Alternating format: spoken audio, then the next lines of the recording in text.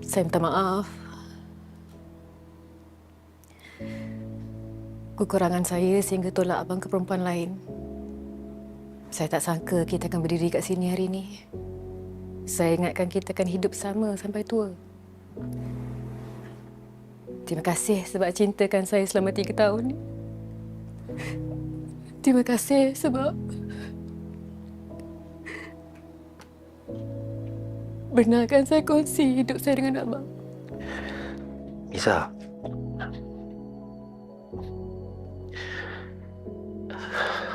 Abang minta maaf.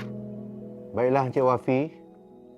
Kalau kamu dah bersedia, bolehlah bacakan lafaz talak tu sekarang.